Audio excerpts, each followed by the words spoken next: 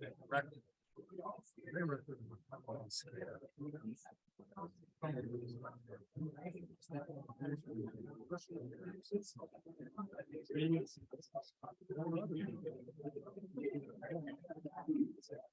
anyway, something to think about. All right. Well, Guess we're recording. Mark Johnson. All right, good evening, everybody. We are recording and we've got connectivity with Zoom. So I'm going to call the regular meeting, the Garden City Planning and Zoning Commission to order. It's Wednesday, February 15th, 2023. The record can show that all commissioners are present: Commissioner Shepherd, Commissioner Brown, Commissioner Montoya, and Commissioner Wild. So we'll stand for the Pledge of Allegiance. I pledge allegiance to the flag of the United States of America, to the republic for which it stands, one nation under God, indivisible, with liberty and justice for all.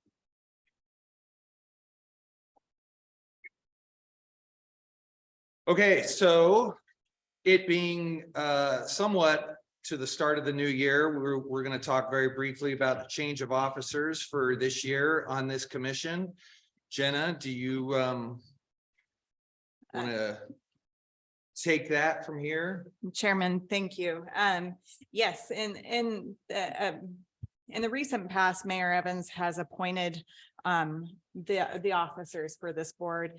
And in speaking with Mayor Evans, he would prefer to continue to appoint and would like to continue with the current officers that are seated right now. Should that be okay with the rest of the commission, as well as those that are taking those positions? Yeah, I'm great with it. I'm honored to do it and glad he's reappointed me. Commissioner Brown. Works for me. Okay, I think we're good to go. All right, excellent. Jenna, also changes to the agenda from staff's perspective. Chairman, there are none from staff's perspective. Thank you. Great.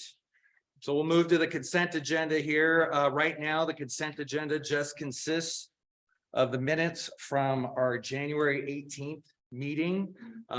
But from time to time, we do use the consent agenda also on public hearing items if all the information in the application is complete and the applicant approves of all the draft conditions of approval, et cetera, and that there's nobody in the room that wants to testify, or if a commissioner or staff doesn't feel a need to hear the item.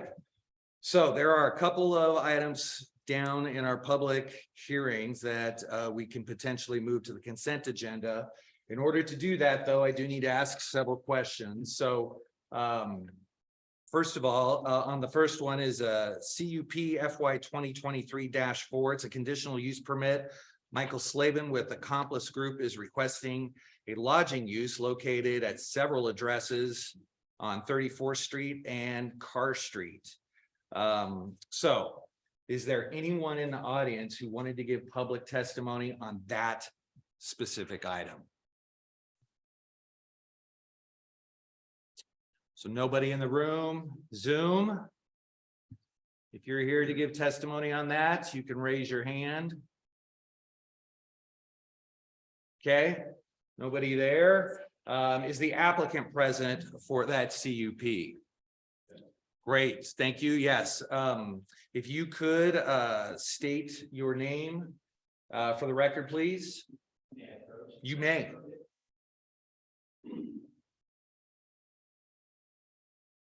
Nice to see you all this evening. Thank you for having us. Thanks for being here. Michael Slavin. I'm with Accomplice Group. We're the developers of the 34th Street project known as Casino Beach that was approved in 2021. I reside at 424 East Thurman Mill Street, Garden City, Idaho. Thank you very much. Have you had the opportunity to review the findings of fact, conclusions of law, and draft decision, including draft conditions of approval? I have, yes. And do you agree and consent to these documents in the affirmative, including all conditions of approval? I do, yes. Great. Thank you very much. Thank you. Does staff or any member of the commission have any reason that they feel this item should be heard? No. None by staff, Mr. Chairman. Okay, thank you. We'll move that one then to the consent agenda. Also, item B, just under that CUP is another CUP FY 2023-5. Glenn Hansen with Land Solutions is proposing no change to current use, but a lesser density than what is required of the neighborhood density activity node located at 4866 North Allworth Street. So same questions. Is there anybody in the audience who would like to give public testimony on that item? Zoom, raise your hand if you're here for that. Okay. Is the applicant present? Yes. Okay, you want to approach? Thank you, sir.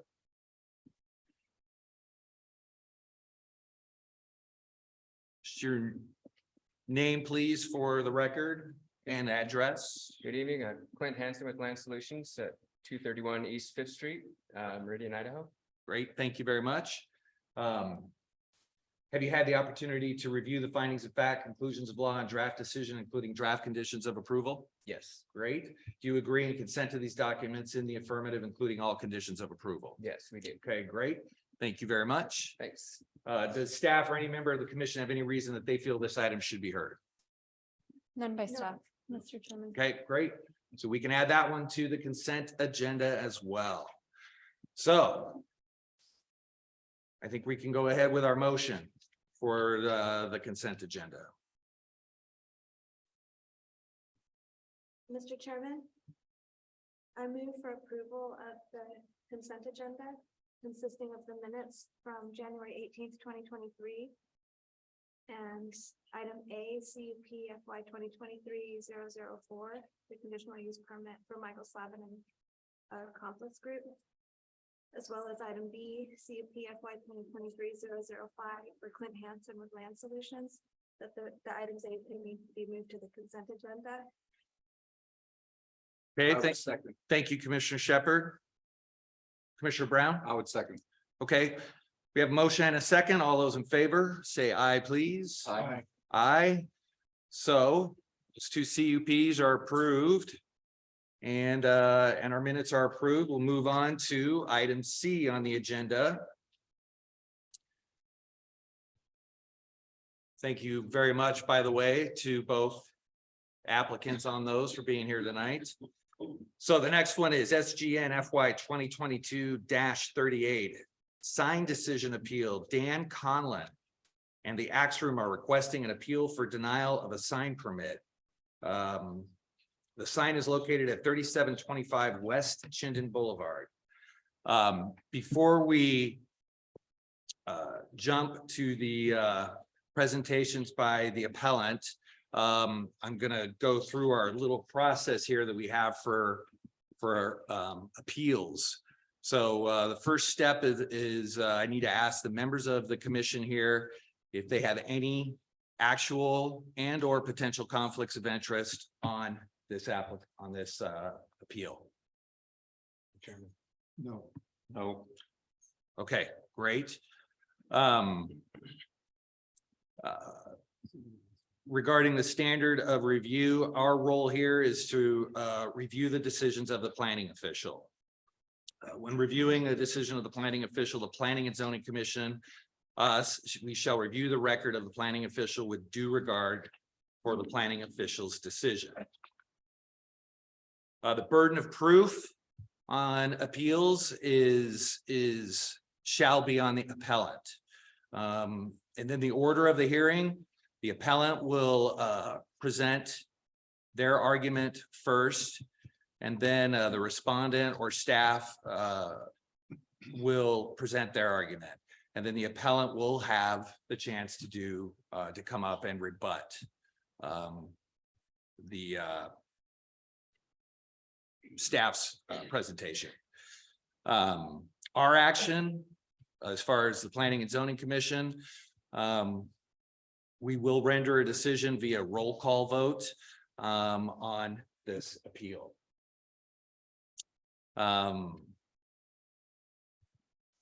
So Planning and Zoning Commission decisions, what basically our options at the end of the hearing, when we're deliberating, is we can affirm, vacate, remand, or reverse the planning official's decision. So those are our four options to consider once we get to our deliberations. Things you need to consider, in other words, grounds for affirming the decision by the planning official. If the planning official's findings, inferences, conclusions, or decisions are not in violation of the constitutional or statutory provisions. If the planning official's second, that was the first. Second is if the planning official's findings, inferences, conclusions, or decisions are not in excess of the statutory authority of the agency. Third, if the planning official's findings, inferences, conclusions, or decisions are not made upon unlawful procedure. Fourth, if the planning official's findings, inferences, conclusions, or decisions are supported by substantial evidence on the record as a whole. And finally, five, if the planning official's findings, inferences, conclusions, or decisions are not arbitrary, capricious, or an abuse of discretion. Grounds for vacating, remanding, or reversing the decision by the planning official are: one, if the true intent of Title VIII of Garden City Code or the codes adopted thereunder have been incorrectly interpreted. Two, if the provisions of Title VIII of the Garden City Code or the codes adopted thereunder do not apply, or an equally good or better form of construction should have been applied by the planning official. If findings made by the planning official as a basis for its action are not supported by the weight of the evidence. That's the third one. Fourth, if there is a significant error in the application of the provisions of Title VIII or other provisions of the city code that is important to sustaining the action by the planning official. Fifth, if it is determined that there is a significant violation of the notice provisions of the codes enumerated in Title VIII of the Garden City Code. Sixth, if significant errors are discovered that were committed by the planning official or in the materials provided to the planning official. And seventh, if there is a significant error in the application of approved city policies that is important to sustaining the action taken by the planning official. So, given all that information, we will have the appellant come to the podium and present their case. Yes, thank you for being here. My name is Daniel Conlon. I work with Idaho Electric Signs. My home address is 688 North Castle Real, 83714. I have some pictures here. If I maybe put those out and you can take a look at them. Sure.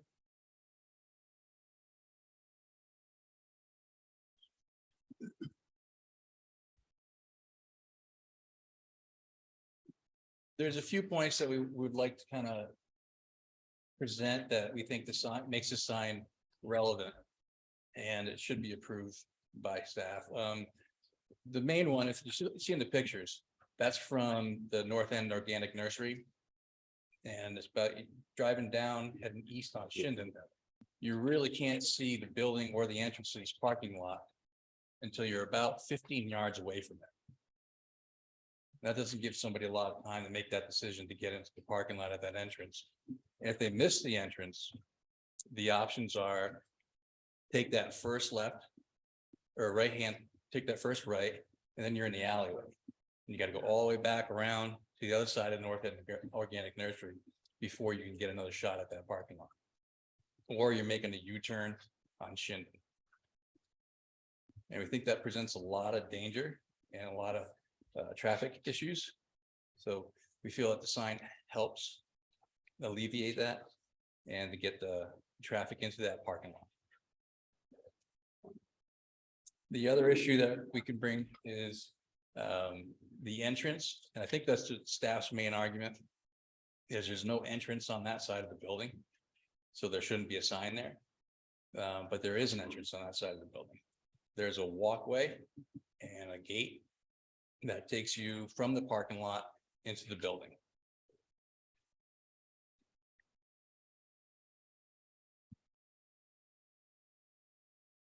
And we feel that represents an entrance to the building. Okay.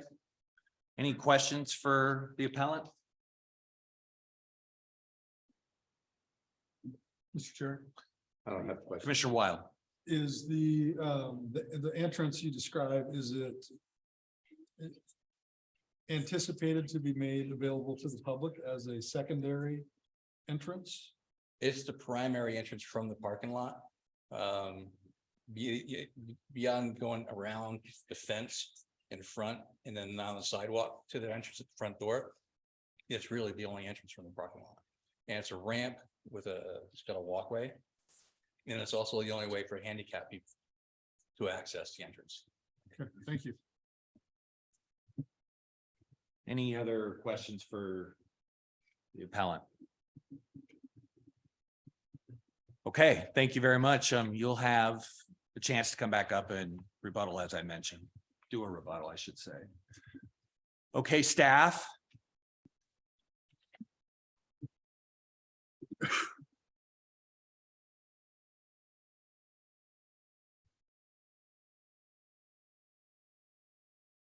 Good evening, Mr. Chairman and Commissioners. This is an appeal of a sign application, and staff denied the application request for the sign based off of it's in compliance with Garden City Code Section 84F12, which is regulations for specific sign categories. This sign is a wall-mounted sign. The applicant has requested that it is to be considered a distinguished sign. And it does meet those sign standards. However, the section of 84F12 regulations for specific sign categories is where we are discussing here tonight, the code compliance issue. As the applicant mentioned here tonight, the side or the facade of the building in which the sign is located on does not have an entrance directly into the parking lot area. There is, however, an ADA accessible ramp from that parking lot area to the front parking along West Chinden, which is ultimately where the primary access point is for the business. There is an additional monument or freestanding sign out on West Chinden that is essentially a grandfathered sign. However, that was not in discussion. It is just primarily the sign along that, I'll call it the western facade, that needs to be discussed here tonight. And Ms. Gum, the assistant planner here at Garden City, is the one who had reviewed the sign permit and ultimately denied it. And with that, I'll stand for questions. Okay, any questions for staff? Yeah. Commissioner Montoya. Thank you, Hannah.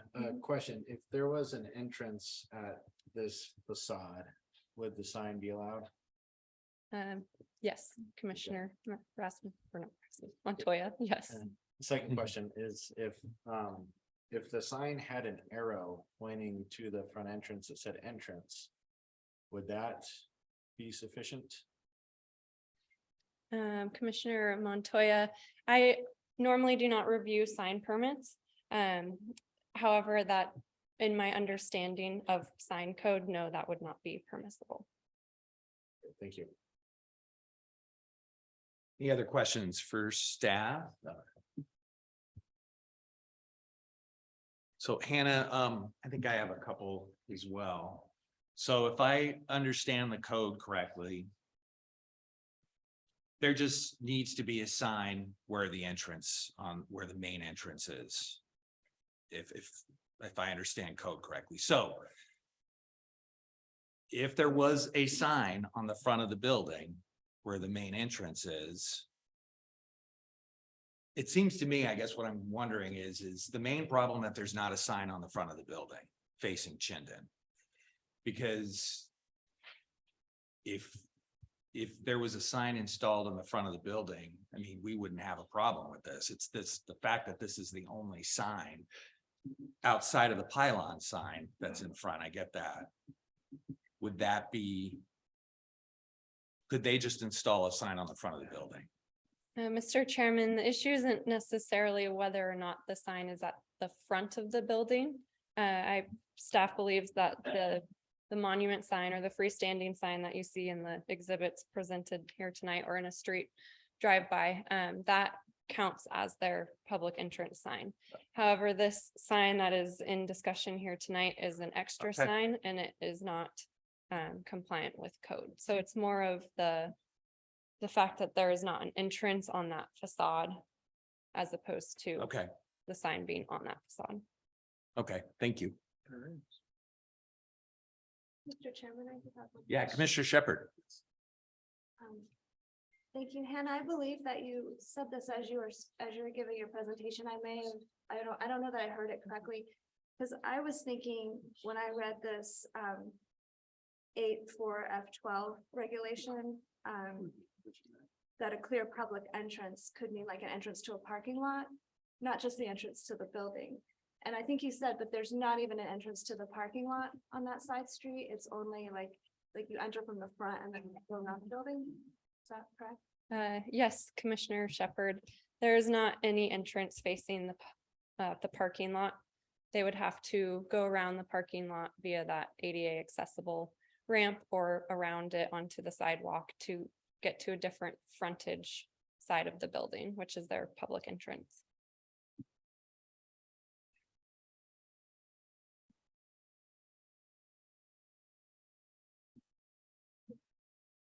Further questions for staff?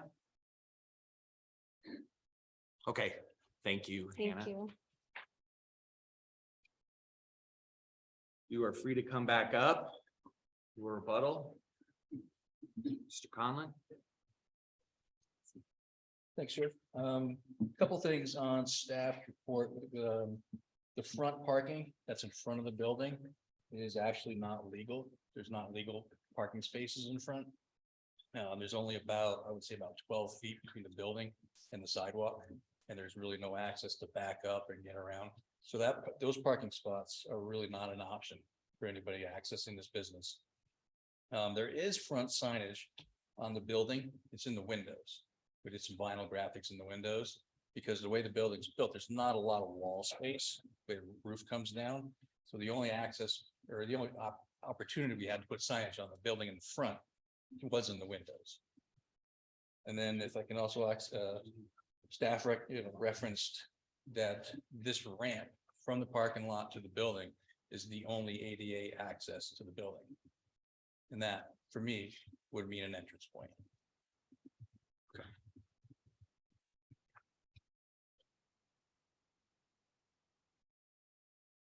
Okay, so questions for the applicant? Okay, I have no questions. okay.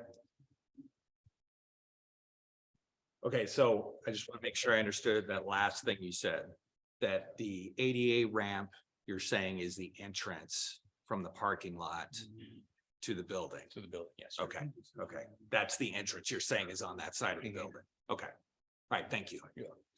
I have pictures on my phone if you want to see them. Oh, that's okay.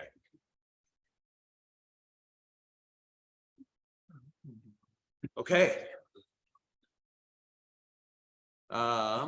We will move to our deliberations here.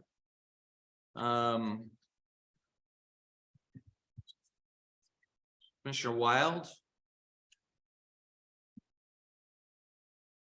Any thoughts on this? I'm putting on my creative hat to try and figure out how we can fairly condition this on appeal. I'm sorry, I submitted for discuss, I wanted to speak in support. I filled out paper. Did that happen before or after? There is no public testimony portion for appeals. Oh. All right, then. Is that? That would be a part of, I would suspect that Chairman Rasmussen, that you could open that as part of the appellant's response, the respondent, excuse me, the appellant's response or rebuttal. Okay, okay. Yes, then. Okay. Yep. You probably need to state that we're reopening. Yeah. on the ramp. So we'll reopen the testimony portion of this from the appellant as the rebuttal. So what you're about to say is going to be added to his rebuttal Okay. testimony, but we do need your name and address for the record. My name is Wayne March. My address is 115 Idaho Street in McCall. Okay. I own the entire block from 37th to 38th Street. So I own this parking lot and this building. And before you put your creative hat on, I wanted to step up. There's a 2-foot gap from grade of the building to the parking lot. The only way you can get up to where the front entrance is through this ramp system and steps. And that ramp system and steps was reviewed by staff and approved by staff after some modifications were made. It's the only entrance to that building from the parking lot. There is no legal parking in front, as Dan said, there's no legal parking in front of the building because those are technically illegal curb cuts in the front of the building. So it's the only parking for this building.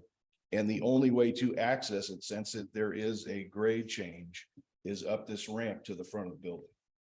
So there's no other way to put an access door into that side of the building. There's no other way to access it.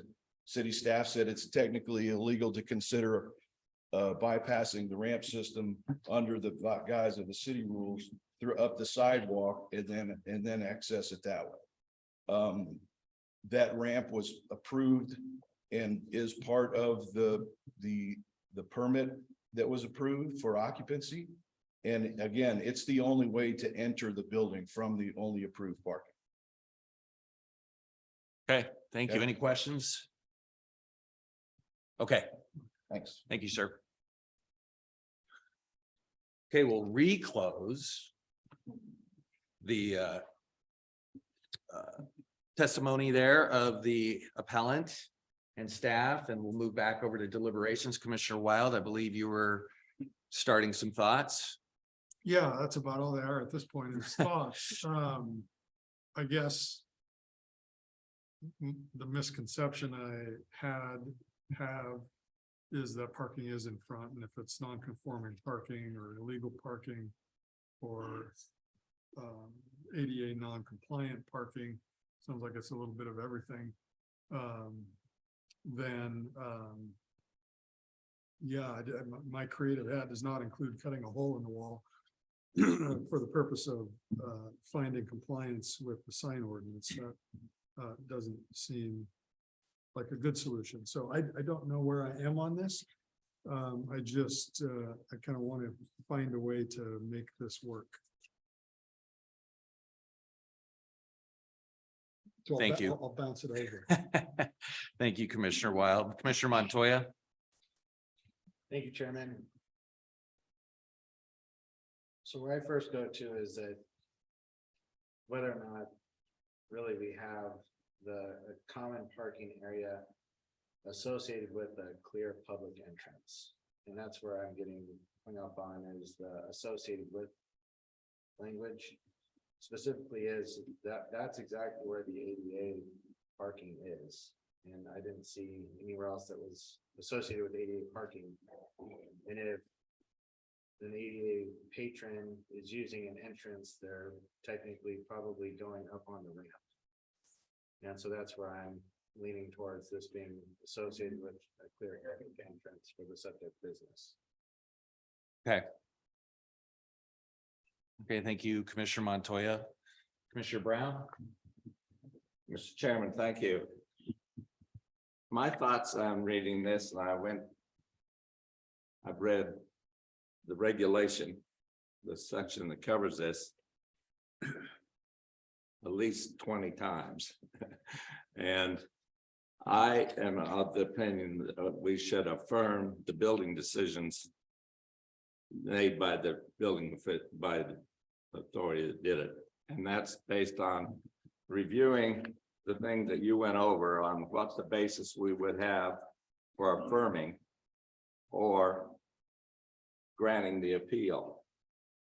And I think that all 5 of the things for the reasons for why you would affirm his decision are reflected in this when I read the regulations. I think the regulation says that if you're gonna have a wall sign, then it has to be on the wall and where the entrance is. And that would be the door entrance. And at the same time, if I go and look for the grounds for granting an appeal, I don't see any of those really applying here. So I do want to address the issue that is brought up clearly if you drive by it, and I've been by it many, many times. If you're on the road with, I understand what the gentleman's saying, but if you're on Chinden and you're coming from the west, you're not going to be seeing that sign that's over there if you're watching where you're going on the road. What you will be seeing is that pedestal sign, that the monument sign that's out in front. And I think that it serves for noticing where the business is. And if in fact, what I'm saying, if you had another sign that was up, it was further to the west, that was out on Chinden, that might direct you into the parking. But I don't think that this sign that's mounted on the side of the building does that. So I don't think that the problem of not realizing where the parking is, it will be affected by having that sign left there. The second thing is, if you go and you look at how the configuration, I understand why it was put in there, why the staff approved the ramp, because it is the only parking that is feasible for that.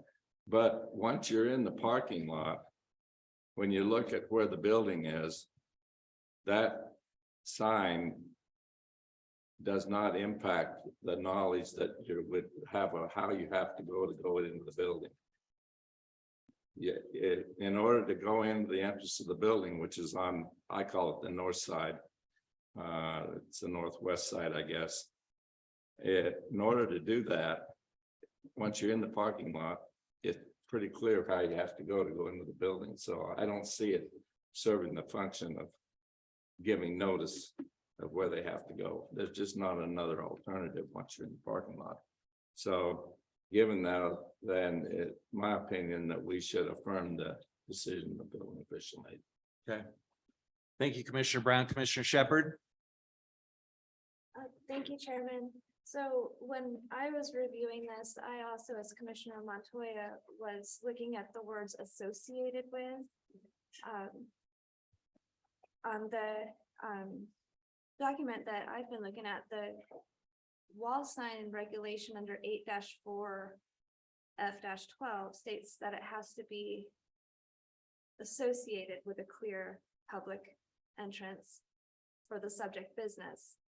And below where it says it's not compliant, it says the sign is located on the side of the building and does not have a clear public entrance.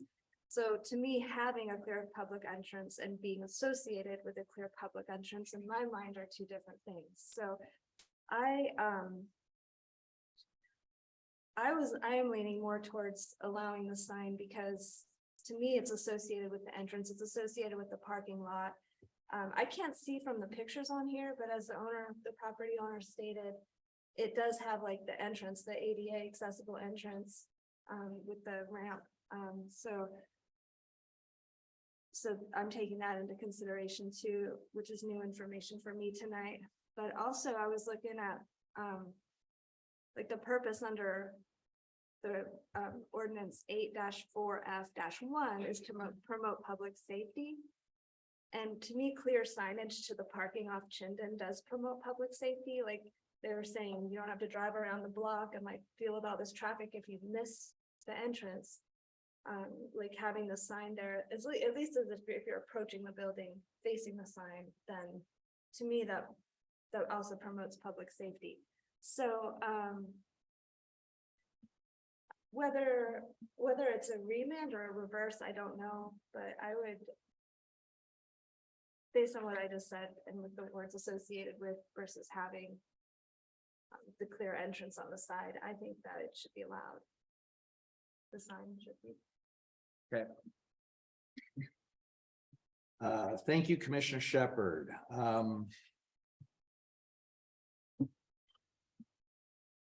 my thoughts on this are that I'm struggling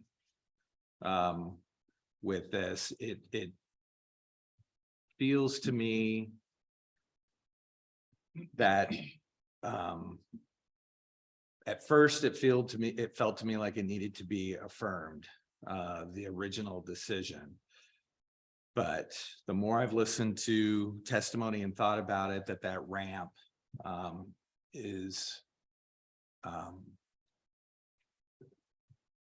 a reasonable argument to make in favor of keeping the sign. But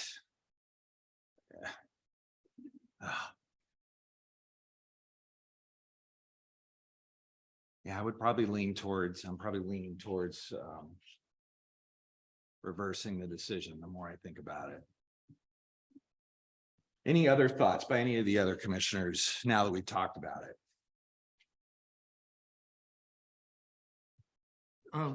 Mr. Chair, I'm kind of looking at the code and trying to, again, be creative and think of a way whereby we could affirm the appeal with conditions which would more clearly require the appellant to identify that wall sign on the west side with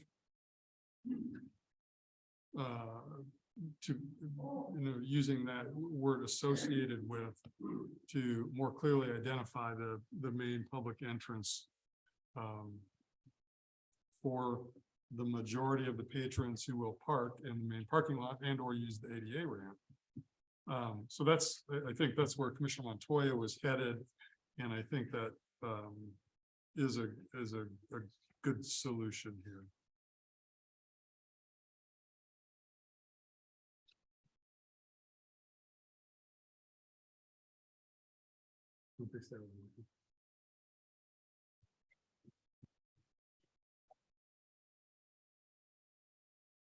So maybe the next step here with this is to try and offer a motion with those thoughts in mind.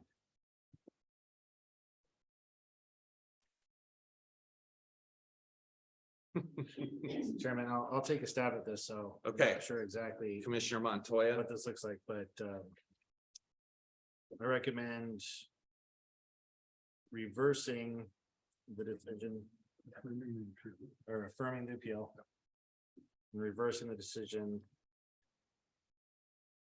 allowing on the condition the sign with some sort of identification of where the entrance is on the building.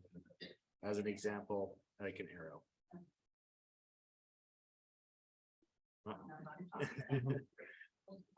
For item C, SGNFY 2022-0038, sign decision appeal.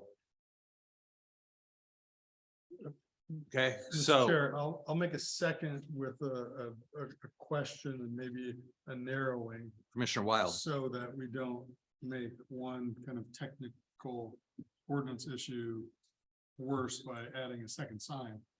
So I would like to clarify that it would be relative in scale to the existing sign, smaller than and relative to it, so that it's not double the size or the same size. Yeah. So Okay. I will second with that clarification. Okay, thank you for the clarification and thank you for the second.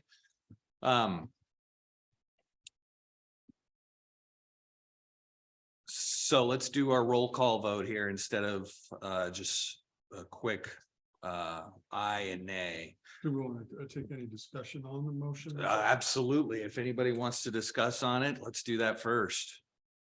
Any thoughts on the motion? Right. Okay, Commissioner Brown, Nay. Commissioner Shepherd, If I support the motion, I vote aye. yes.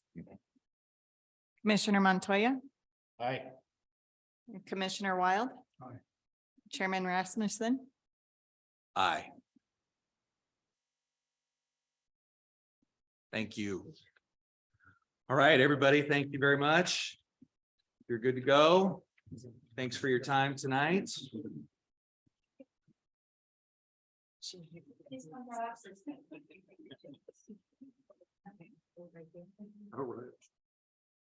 Okay. Last item on our agenda tonight is a work session. It is for SAP FY 2023-1. It's for the River Club specific area plan. Trevor Nickel is requesting a specific area plan for 22.68 acres located at 6515 West State Street.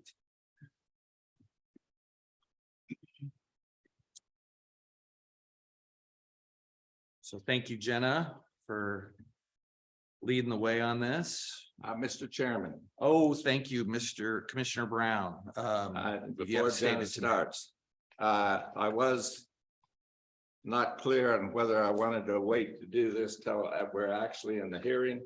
But given that Mr. Wadhams provided us a memorandum for tonight, I felt it would be necessary for me to stay in full disclosure.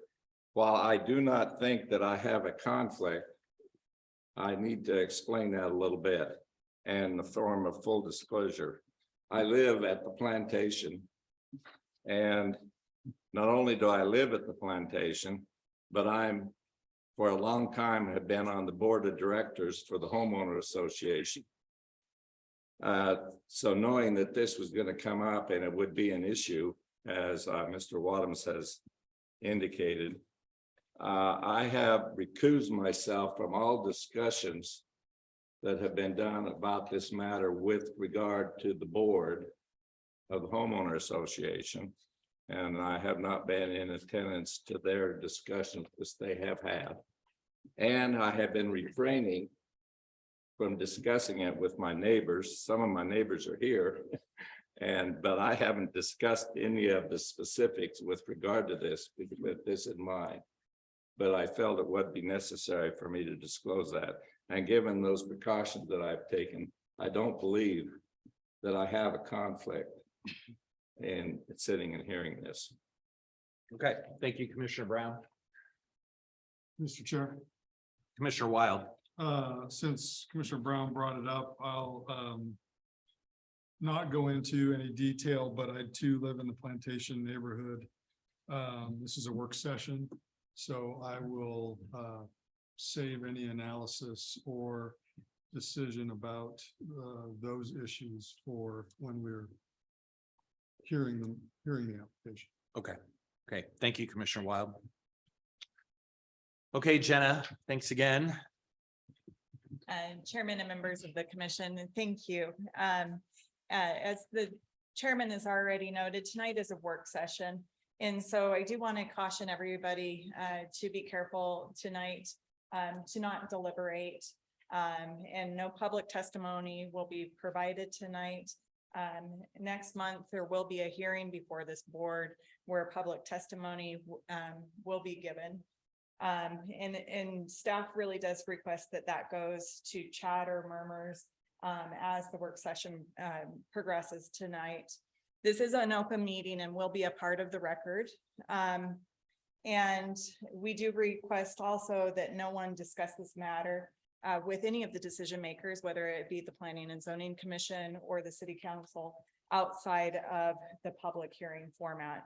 That includes the applicant, the public, or discussions amongst the Planning and Zoning Commission, fellow commissioners. This work session is intended to provide some background. It's quite an in-depth application, as well as there's quite a bit of public interest in this application. And so this is intended really to help both the decision makers as well as the public start to understand what is going to be requested next month during the public hearing process. And so what is the specific area plan? What is this application? Garden City has had a specific area plan in its toolkit, I guess in its planning and zoning toolkit for some time. but in 2020, the ordinance was updated. And the changes in that updated specific area plan included the attempt to make the specific area plan more predictable. And so now the ordinance clearly requires a master plan as well as an ordinance that would implement that master plan. Previously, that ordinance component wasn't there and would rely on a development agreement, which is arguably more clumsy. The process now allows for additional noticing and public awareness, as well as additional public input via neighborhood meetings.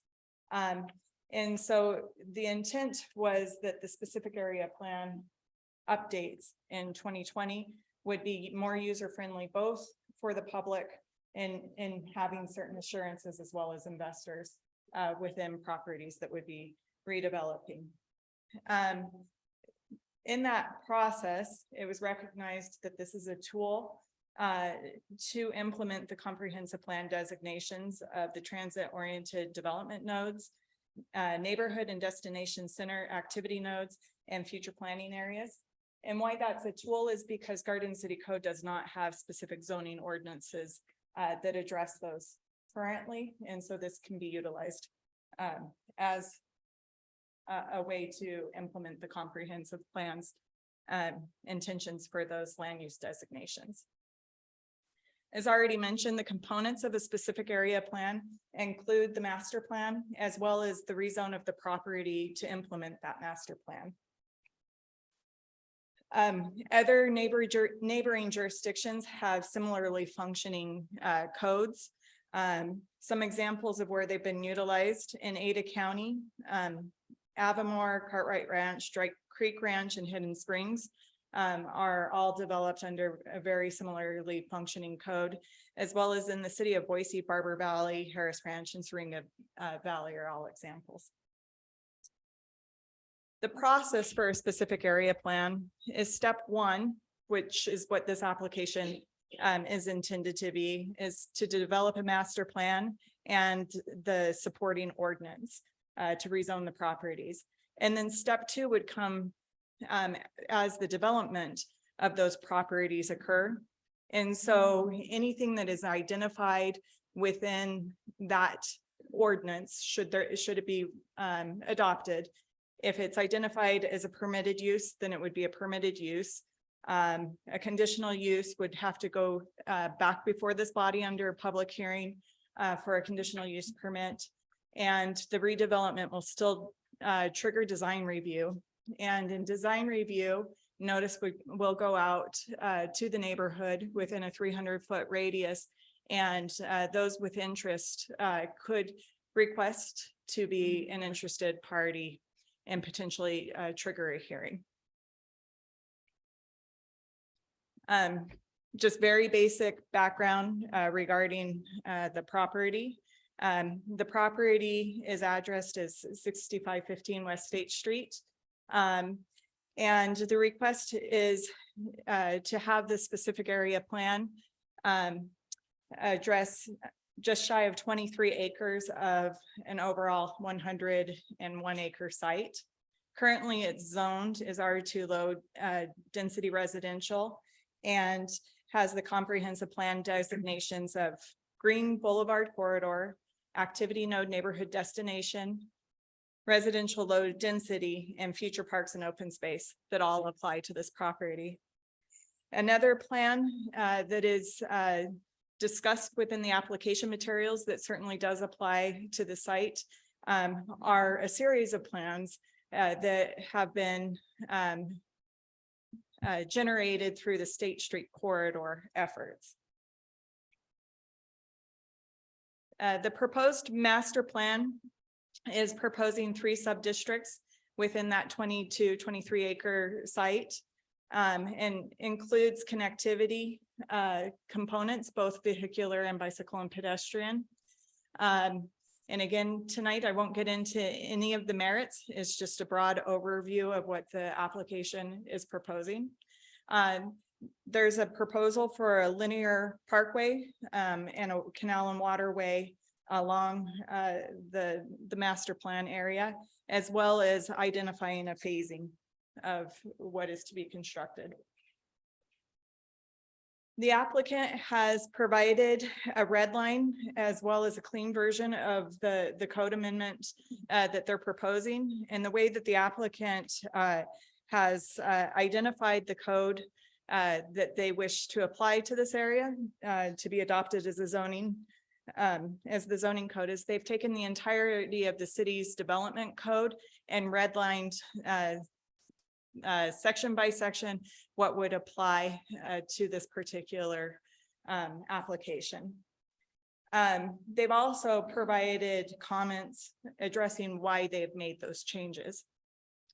One thing that the applicant has noted, as the city is in an influx with the parking code, as this body just made a recommendation on, and it's with the city council right now, they're waiting, requesting to wait to see what the city does with the parking code to incorporate that into their proposal.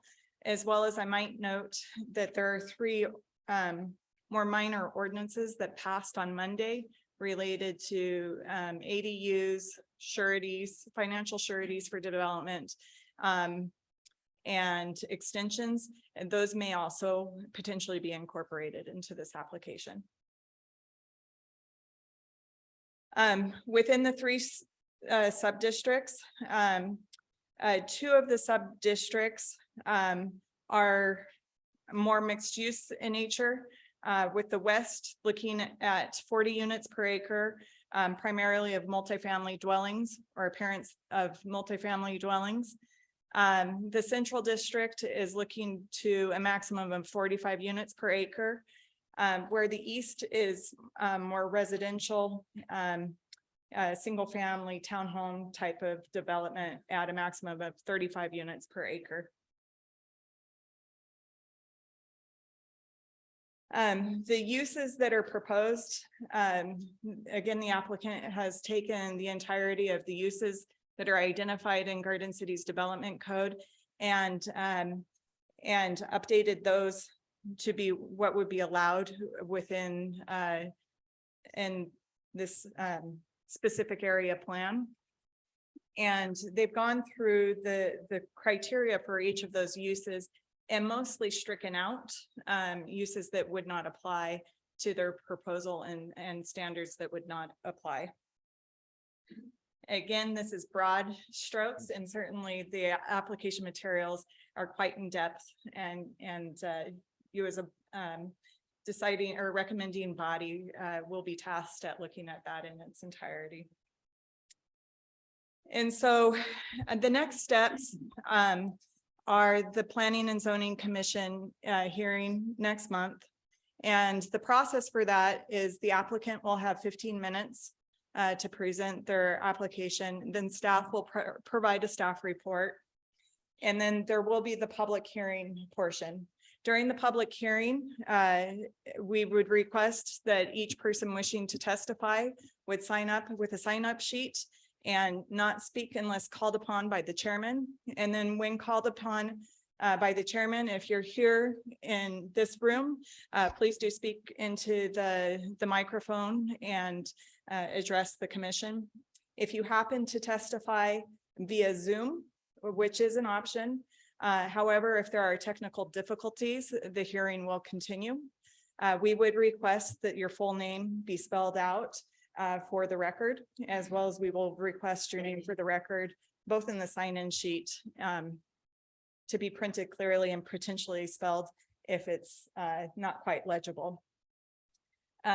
Once the public hearing is closed, then the applicant will have the opportunity for rebuttal.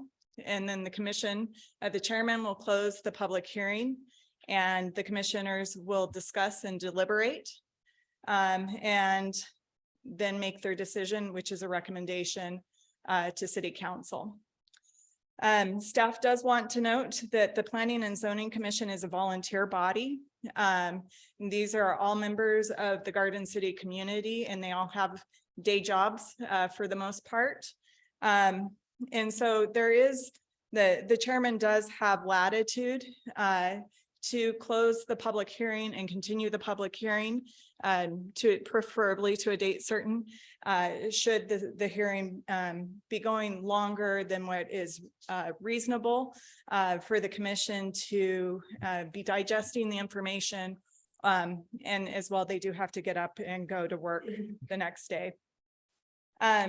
If a recommendation is rendered, then the next hearing would be in front of the city council on March 27th.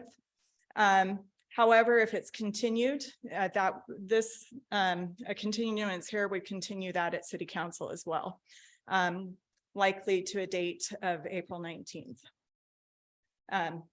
If continued here, it would be continued to April 19th, and the city council would likely be continued to May 8th of 2023 correspondingly. And with that, I stand for questions of the commission. Thank you very much, Jenna. Any questions for staff? Don't have a question. Mr. Chair. Commissioner Wild.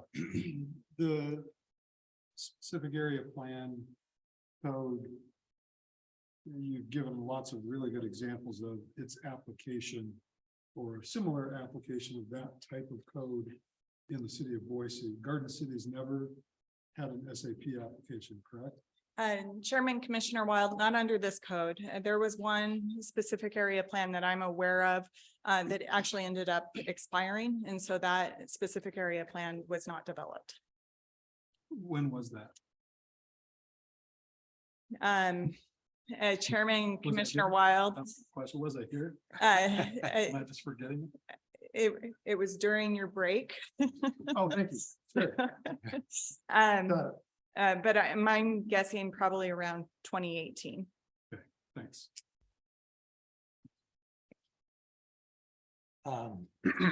Doesn't look like there's any more questions for Jenna. I did want to pose a question to the commission. Jenna touched on this. If, since it is there's going to be a lot of public testimony for this application, what feels like the right time of the evening to continue to the next date certain meeting? So in other words, will we roll till 11 p.m.? Will we roll till 10 p.m. and then continue? I mean, I just wanted your guys' thoughts, the commission's thoughts. Mr. Chair. Commissioner Wild? In a former job, we went until midnight with the city council during the large Southwest Boise annexation hearings. And I can tell you, not much good happens after midnight. So I would hope that this wouldn't go that long, but I think it'll come to you as the chair during the hearing. If there are only a few people left and it's 10:30, right, then I would say power through. Just roll. If we're halfway through and it's 10:30, then maybe not. Okay, okay. Any other thoughts on that? Yeah, Commissioner Brown? I happen to agree wholeheartedly. I was going to suggest if you wanted to put a time, I was going to suggest let's compromise and put it at 10:30. But I agree with Matt. If it looks like there's not going to be that much more, then let's Just move keep on. going. Okay, so Okay. that's good. Commissioner Shepherd, you're good with that? Agree with that. Commissioner Montoya? I agree with that. I don't know if it would be possible to start earlier like we did last time, provide some more time perhaps. Probably. We have time to notice it. Chairman, members of the commission, we do have time to notice an earlier meeting, but it would need to be noticed. Yeah, that's what so we do have time to do that though. Okay. We do have time. Well, then a new question to the commission. Sounds like, I think I saw nods, but an early start time is okay, or next month? That would work. I will make that work. Okay, okay. Yeah, we could make that work. I think one of the things we're gonna have to grapple with and probably here tonight is based on parking. I didn't think there were any ADU issues, but based on parking in the recent ordinances, we may need to have a second work session next month and bump city council out another month. Okay. There's a lot here, in case it's not clear. There's a lot to digest. Parking, I think, is something that should be firmed up. Yeah. We won't be able to even really work through that here tonight. So those are good thoughts, and maybe the thing to do is to not start early based on some of that ambiguity with some of those things, and then just and not renotice. And then Mr. Chairman. go ahead, Commissioner Brown. I think I need some clarification, or maybe I'm making a clarification. If we're thinking that we would go ahead with a hearing, but just continue it, then that's a little bit different than if we have a work session. And so I'm not clear if Matt was suggesting that, and I agree that there are some items that Jenna mentioned, the fact that the city council hasn't passed the situation on parking, and so that's up in the air. This body did make recommendation that they do the ADU, remember, those things we did consider, so we at least know what was in those. So, but if what we're saying that because of that, we want to have a work session, then that would be we have to make a different decision. Or if he's suggesting that we have the hearing, but continue it on and continue the hearing into the next one. Two different things. Right. Yeah, I think what I'm suggesting is that we leave, I mean, it hasn't been noticed for next month yet. It will be noticed. We leave the 6:30 meeting next month, have a second work session. And then have the hearing in April.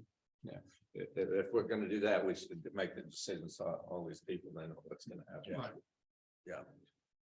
No, and I agree with that. I think we just and really I was just getting at thinking about the clock. So yeah, not starting early next month. And we don't know yet, right, if there's going to be another work session versus the actual hearing.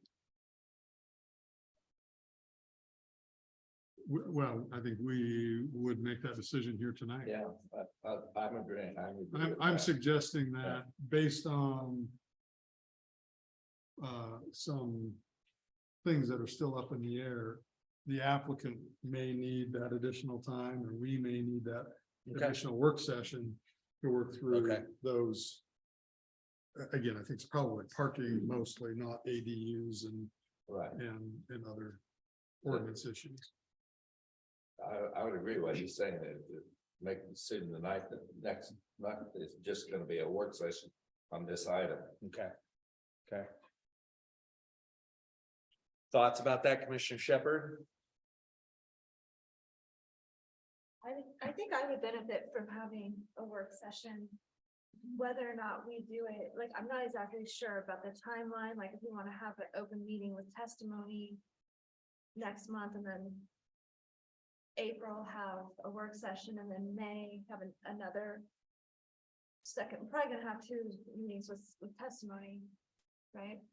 It seems like there's gonna be a lot of people, so I guess I'm not really sure if we should do like a work session first and then 2 testimony, or like how. I mean, that would be the only way it would work. We would have to have another work session next month, and then the public hearing, then the public hearing after that. You Period. wouldn't break it. Yeah. It would have to be a continuation of it, the following on meeting, if it's a hearing. And so it doesn't work in the, so you could interrupt it with a work session. If we're gonna do a work session, we just need to do a work session. That has to be first. Yep. Yep. Then I would agree with having a work session. Okay, Commissioner Montoya? Yeah, I agree with the fellow commissioners. Okay.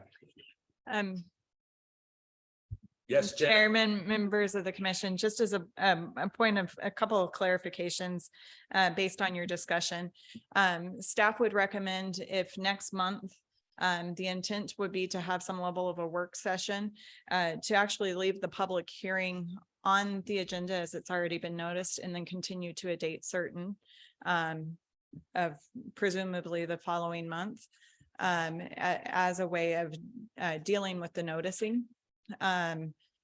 Or staff could renotice, but that's just an easier, more streamlined way for staff to deal with the noticing. Should you continue it next month to a date certain? And then the other is I just wanted to point out that an option would be, should you like more time to digest material and request a deeper dive, you could hold the public hearing and then leave it open as you work through some of the material that may come up during the public hearing process. Staff would note that any new information that would come through would certainly reopen the public hearing, or the public hearing would need to be open so that the public could respond to any changes that would occur. Okay. Okay.